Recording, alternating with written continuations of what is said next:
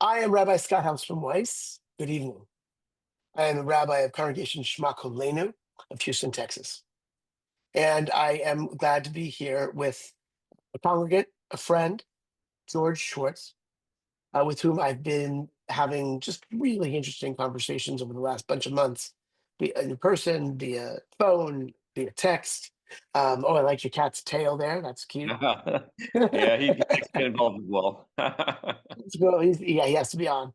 Um, and George and I, well, we discussed the concept of maybe starting a podcast.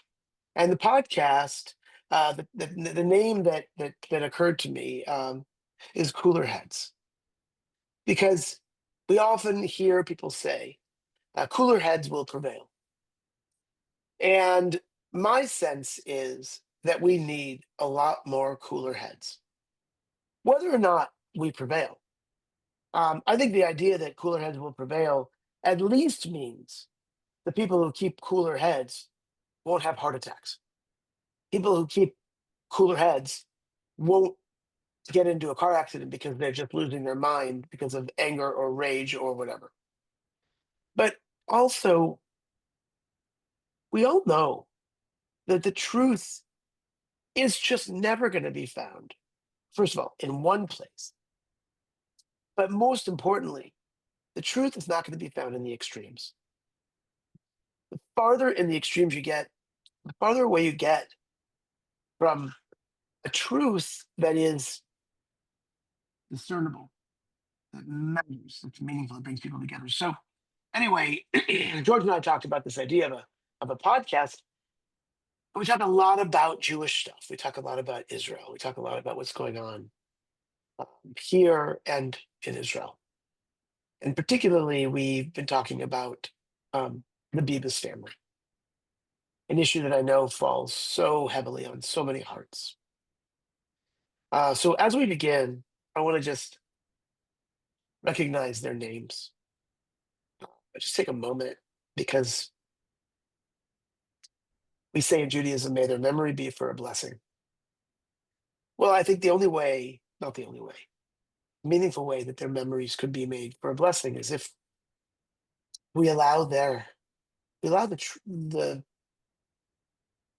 truth that we understand of, that's around their deaths, their murders, to come out, and hopefully, God willing, we learn something so that they don't ultimately die in vain. So we think tonight of Shiri and Ariel and Fear. Shiri's the 32-year-old mom when taken into captivity, and Ariel was 4, and Fear was 9 months old. As far as we know, they died at the hands of Hamas in an underground tunnel in about November of 2023. And it's so tragic. So let's just take a minute, not a minute, let's take 30 seconds to just sit and remember and give their souls the space they deserve.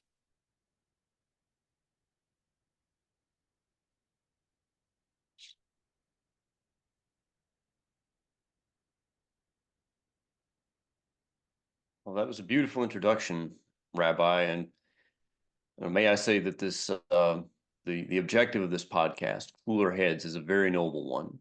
You know, in a podcast space where you have so many people vying for your attention and vying for your money, in fact, by peddling outrage, what we are trying to do is settle things down a bit by Yeah. giving different perspectives on some very controversial issues. And we're doing this in a very Jewish way, like through questioning constantly, Yeah. Right. which is it's deeply ingrained in our culture, our faith, and who we are. That being said, I'll admit that I find it rather difficult to keep a cool head about the murder of the Bebas Yeah. babies. You know, Hamas initially claimed that they died in an Israeli airstrike, And I'll admit that I initially accepted Hamas's word for it. Although it makes me wonder, how many times are we going to fall for this? How Mhm. many times are we going to accept Palestinian lies at face value when time and again the Palestinian version of events has been proven to be a lie, and the Palestinians themselves have an at best indifferent relationship with the truth? How many times are we going to fall for this, where we accept the Palestinian version of events at face value, and it's only later that the Israeli version of events is confirmed by facts?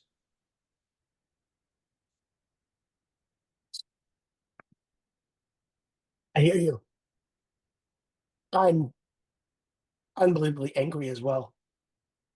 I'm not walking around with anger boiling out of me, but when I think about,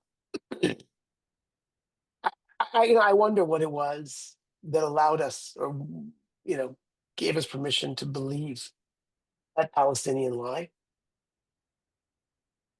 Because maybe it was because it gave us the freedom to not have to imagine what our worst imagination could have easily gone to, because we know what Hamas did on October 7th, 2023. Yeah, We know they slaughtered children. We know they killed people. We know they raped. I mean, that's their own video testimony.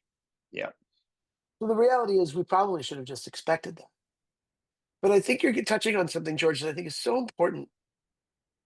I have a friend who said to me that she doesn't let her 8-year-old use the word hate. Interesting. And yeah, and she said the reason why is because, um, when you hate, it turns your soul dark, which I thought was pretty intense, pretty permanent, But I think that sometimes we are afraid of believing that another human being can be so beyond the pale of evil, because it just fundamentally undermines our Western liberal values. And our Western I liberal think that, values say yeah, we can always negotiate. We can always yeah, figure this out, right? yeah. So I think you're absolutely right about that. I think that a fair degree of why we keep falling for this is that we project our own intentions onto Hamas as if they Yeah. were honest, good faith actors, as if the aspirations of the Palestinian people were in line with our own expectations: peace, prosperity, political independence. These are things that we want for them, but all the evidence indicates that it doesn't seem like they really want it for themselves. If they actually did want these things, they wouldn't be strangling babies in tunnels. Right. And And I think that's that the the yeah. display we saw over the weekend with these crowds of Palestinians exulting over the sight of children's coffins highlights how truly sick Palestinian civil society in Gaza is. They're bringing their own children to cheer and celebrate at the death of others' children. This is peaceful Yeah. coexistence with people like that is impossible. So here's where I'm going to push back on that a little bit, George. There are 2 million Gazans, 2 million Palestinians living in Gaza. And we know that Al Jazeera, which is the producer of all of these videos that are going out, I mean, it's a little odd that Al Jazeera is our main source of news that the Western outlets are using, right? But that we can put that as that could be another subject for another time. But we know, because we've complained about it, that Al Jazeera shoots these scenes with certain angles to make it look like there's so many more people there, right? They do this in a way to make it look more dramatic, to make, frankly, Hamas look more powerful. So I don't have any problem in believing that, um, these children brought in, that this whole thing was staged, that whether they were paid or not, whether they were threatened or not. Look, I'm familiar, very familiar with the Mickey Mouse videos that Palestinian children have been, presented with that teach about, Jews being evil incarnate, right? I get that.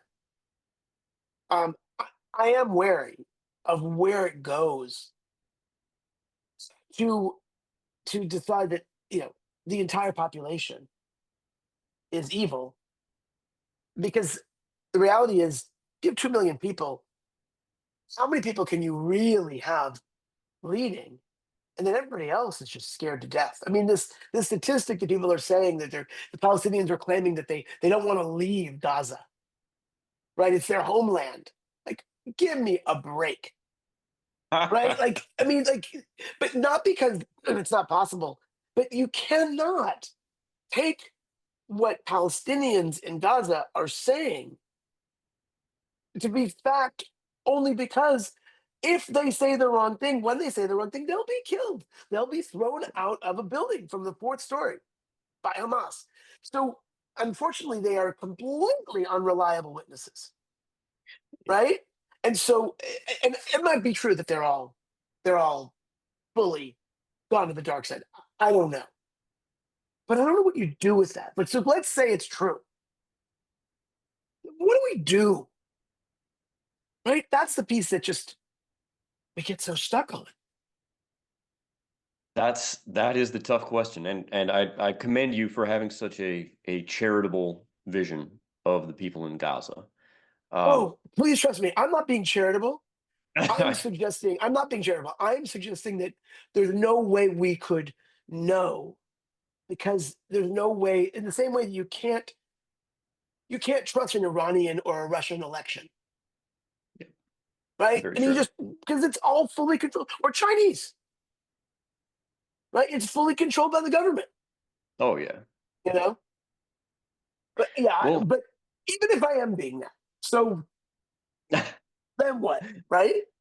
that is the question Yeah, because so I believe that Hamas has a very tight hold over Palestinian society. How much of that is coerced versus how much is willing? That's probably impossible to say, especially for an outsider like us who we do not have direct access to this.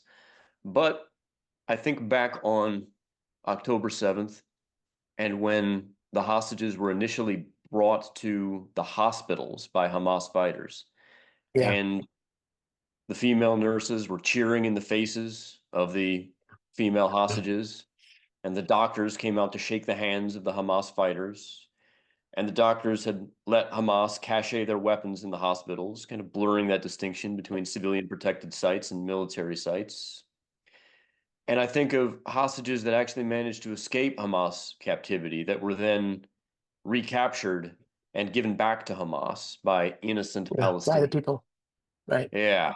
And I think of that heroic rescue operation last year, in which Noah Argamani was recaptured by the Israeli Defense Forces, and they found her in the home of a Palestinian journalist, a Right, respected right, member of Palestinian civil society. yeah. And I think back on other hostages who reported being kept in the homes of innocent Palestinians and used as slave labor there.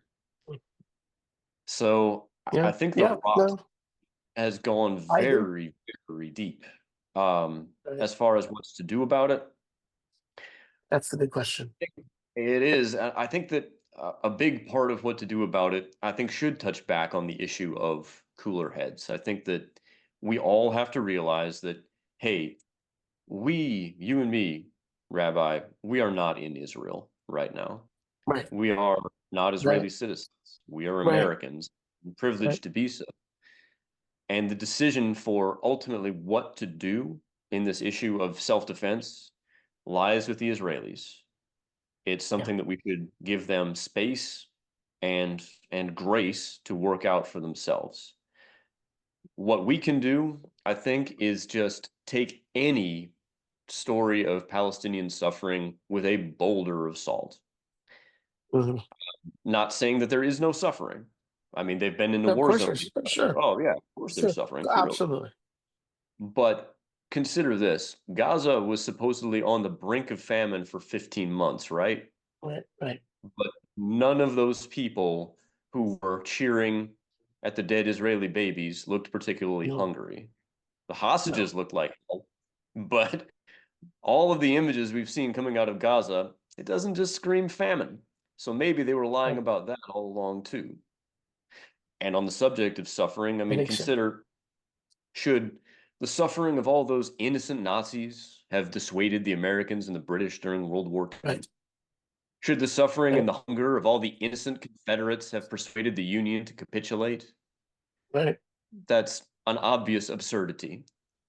So I think we need to, first of all, consider that most of the stories of Palestinian suffering are not true. And of those that are true, I would say, like, well, that's the consequence of when you work evil on your neighbor, you will suffer. When you start a war with the worst war crime of the 21st century, with your much more powerful next door neighbor, your suffering is inevitable. So I think I want to suggest something because it's important. When you I think you point out such a very very very good point. That we're Americans. We're here. We're not in Israel. And to be able to distinguish though, there are certain chess pieces on the board that have been played that have indeed set forward certain chains of events without which they couldn't or wouldn't have happened, or at least wouldn't have been sustained. Oh, And what an one of interesting turn those, of phrase. Yeah, yeah, yeah, go on. and one of those is UNRWA.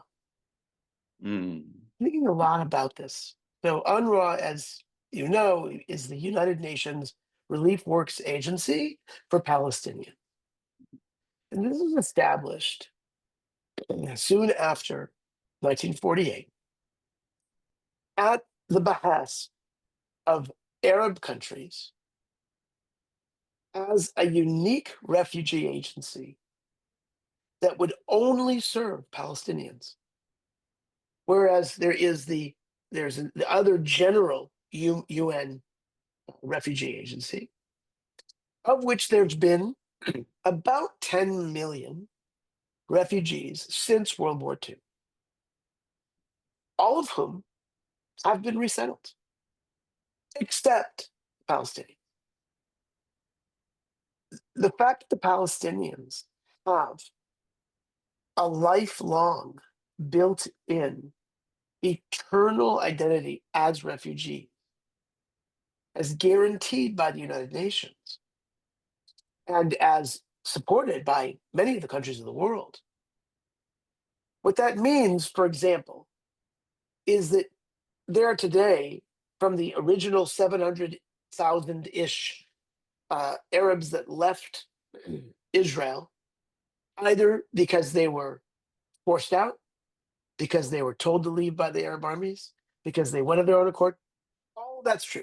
All of that happened. Those 700,000 are now 8 million people on the rolls who identify as Palestinians, who identify with this legal notion of the right of return. Last I checked, there are 9 million people in Israel. Now, so the part of the deep challenge of this isn't even the Palestinians' fault. It's this world order that has insisted that, unlike every other people in the world, including the Jews, Yes. they have lifelong, eternal refugee status. Now, I want to say the world shouldn't work this way, right? No one should be forced out of their home. It shouldn't have to happen this way. Everybody should be able to go back home. That would be the ideal, right? That'd be great. But it's never been, right? Let's think about the descendants of the Polish Jews, right? I mean, if however many descendants there could have been, even, right? So I think it's also important when you're thinking about cooler heads to be able to step out and say, well, wait a minute. aren't there some pieces that are sort of intransigent fixtures that need to be undermined, without which, why would the Palestinians ever have an incentive to accept a peace treaty? This is a very good point. And I think UNRWA is one of those elements that really does need to be eliminated if we are to actually move forward.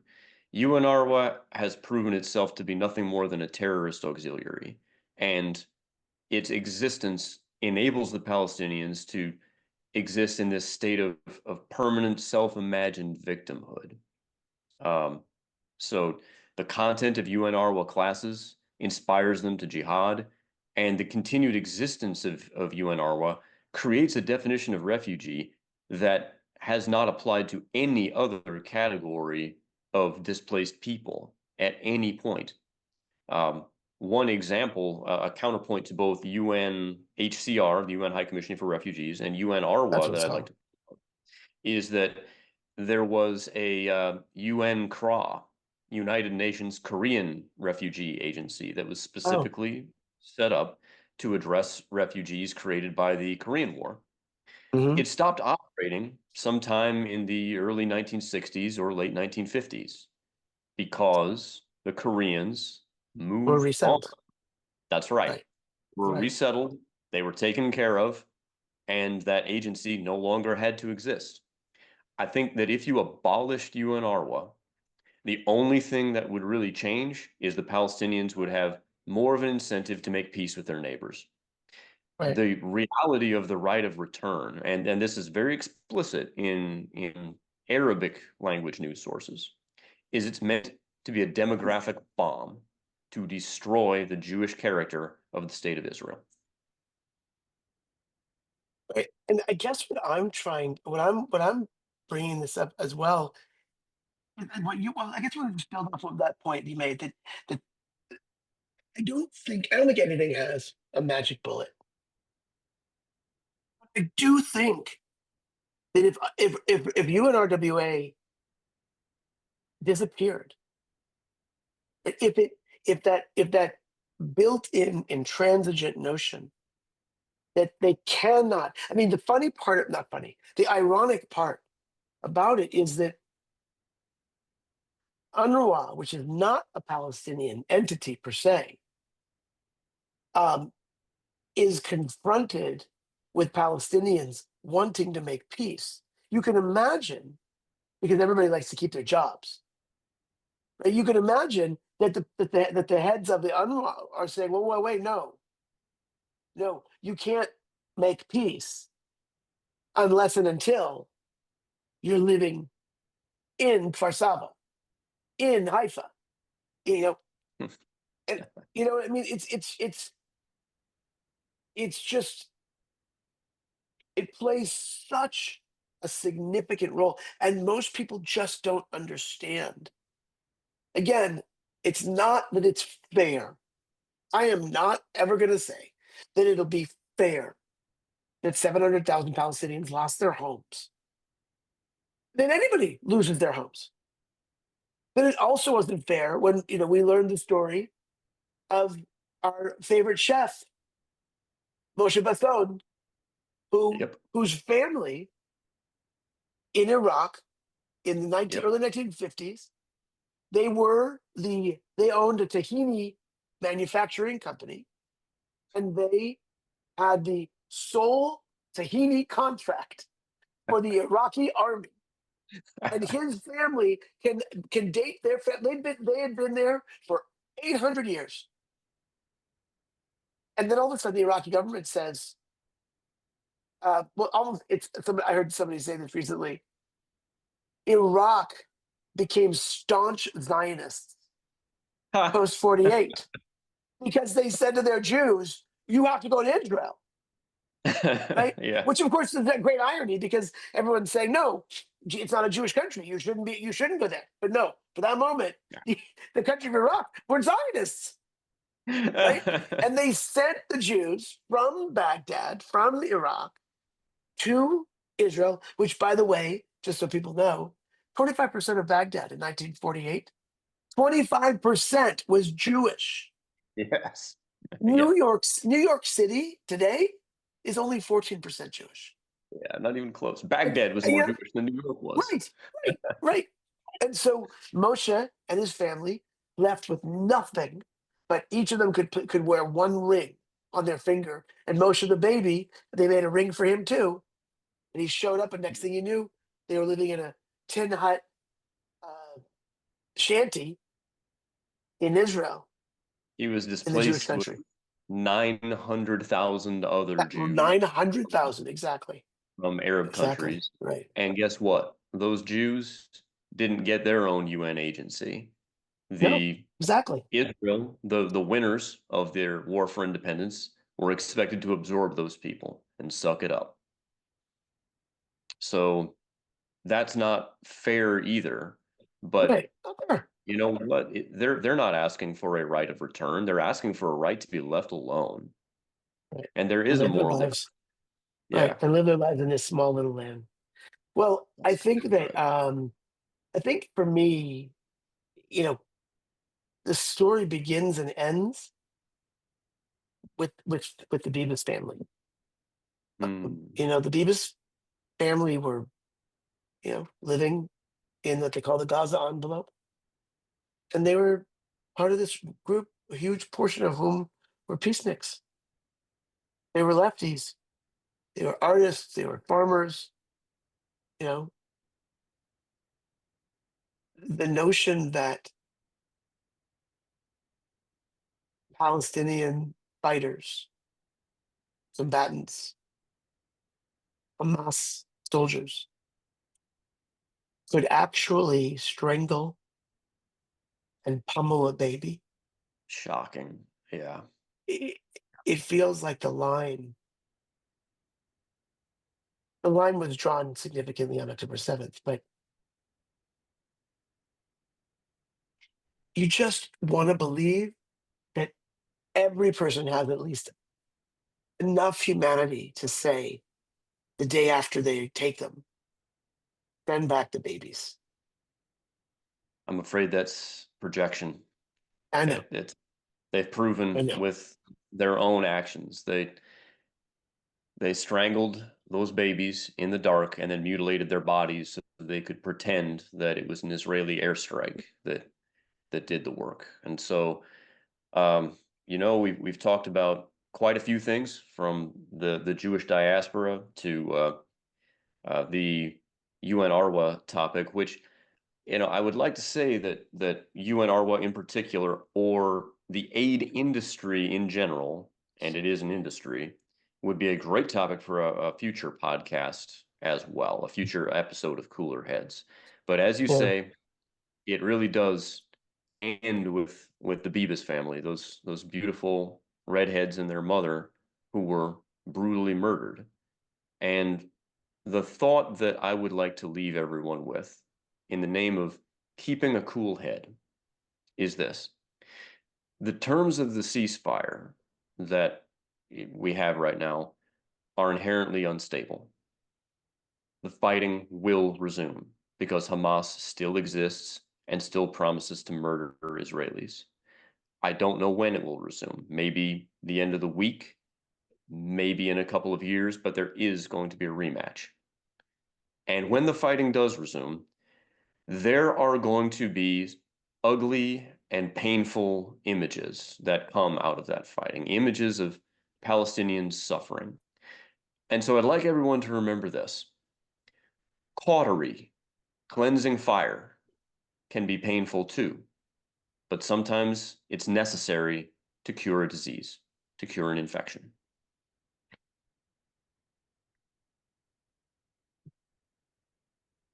And I want to conclude with a recognition of something that is becoming clearer, which I think is mirroring a bit of what you're saying, George. You started by asking, at what point is it enough? I think we're there. I think And we are too. yeah, And I think that the hardest part for us is to have to recognize that there's a moment in which we have to draw that line very clearly Yes. in order to then be able to have peace. Yes. It's the only way it's ever worked in the past. That's right. Yep.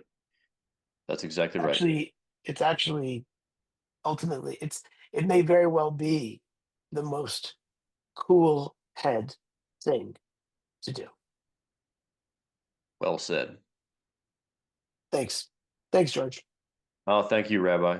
It's a pleasure to talk to you Pleasure. as always, and we'll catch you next time. And in the meantime, let's try to keep cool heads, shall we?